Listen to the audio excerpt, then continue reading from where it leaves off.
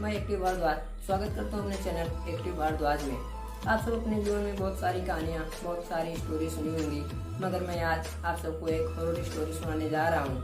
और ये स्टोरी सुन आप लोगों के पैरों तले जमीन खिसक जाएगी, क्योंकि मेरी स्टोरी में कुछ न कुछ आप सबको सीखने को या कुछ न कुछ जानकारी मिलेगी। तो आप सब वीडियो को अंत तक जरूर देखें और वीडियो पसंद आए वीडियो को लाइक, चैनल को सब्सक्राइब जरूर करें। तो चलिए बिना देरी के और बिना ढोंग ढकोसला के शुरू करते हैं आज की ये सच्ची घटना पर आधारित यह हॉरर स्टोरी। मैं हिंदुस्तान यूनिलीवर कंपनी में ऑपरेटर का काम करता हूँ।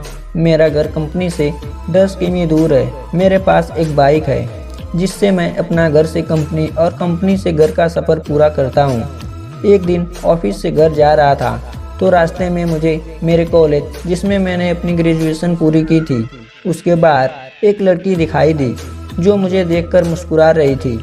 मैंने उसे टालते हुए मैं घर की ओर निकल पड़ा।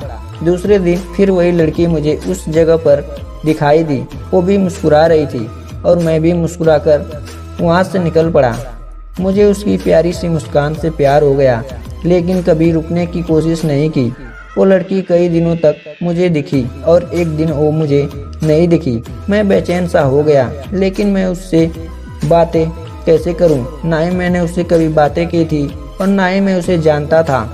उधर ना कभी बात की थी, इसलिए कभी पता नहीं चला कि वो कहाँ की है और उसका घर कहाँ है। मैं कई दिनों तक उस लड़की के नहीं देखने से बेचैन हो गया। कई बार तो मैं कंपनी से जल्दी निकलकर उसका इंतजार भी करता था, पर वो मुझे कभी नहीं दिखी। एक दिन मेरे मोबाइल पर किसी अनजान नंबर से फ़ोन आया। मैंने फ़ोन उठाया तो एक लड़की बोली। उसने मेरा नाम पूछा और वो मुझसे बात करने लगी और बताया कि मैं वही लड़की हूँ जिससे तुम रोज़ बाइक से गुजरते हुए देखा करते थे। मैं अचंभित रह गया कि इसके पास मेरा नंबर कैसे आया और ये मेरे से बात कैसे कर रही है। लेकिन उसकी मीठी बातों में इतना खो गया कि ये सब बातें मैं भूल गया। एक दिन उसने मुझे कॉलेज के बाहर मिलने के लिए बुलाया। मैं और मेरा दोस्त हम दोनों बाइक पर उससे मिलने को गए, क्योंकि कभी मैं लड़की से अकेले नहीं मिला था तो घबरा रहा था। मैं और मेरा दोस्त जैसे ही कॉलेज के बाहर पहुंचे तो वहाँ वो लड़की कहीं पर भी नहीं दिखाई दी। मैंने काफ़ी फ़ोन लगाया, लेकिन उसका फ़ोन स्विच ऑफ आ रहा था। मैं घर लौट गया और घर में घुसते ही उसका फ़ोन आया तो मैंने गुस्से से कहा कि हम वहाँ पर इंतज़ार कर रहे थे और आप क्यों नहीं आई। तो उसने कहा कि तुम अपने दोस्त को क्यों लेकर आए थे, मुझसे अकेले मिलने आना चाहिए था। मैंने कहा ठीक है। अगले दिन सुबह सुबह मैंने उसके फ़ोन पर फ़ोन लगाया, लेकिन उसकी मम्मी ने उठा लिया। मैं एक बार तो डर गया, लेकिन कॉलेज के प्रोजेक्ट का बहाना करके उससे बात करने को उसकी मम्मी से कहा। उसकी मम्मी ने कहा पागल हो क्या, प्रिया को मरे तो 3 महीने हो चुके हैं। मैं हक्का बक्का रह गया और मेरे हाथ से मोबाइल छूट गया और मैं पूरी तरह कांपने लगा।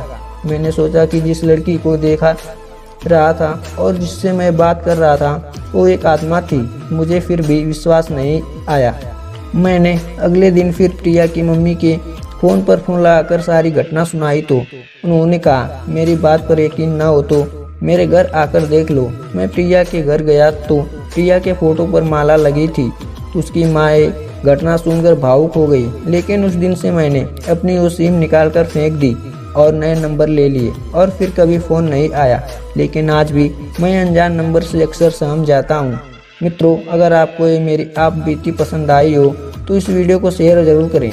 ये कहानी मैं प्रिया को समर्पित करता हूँ और IGS को धन्यवाद देता हूँ कि उन्होंने मेरी आप बीती आप लोगों तक पहुँचाई।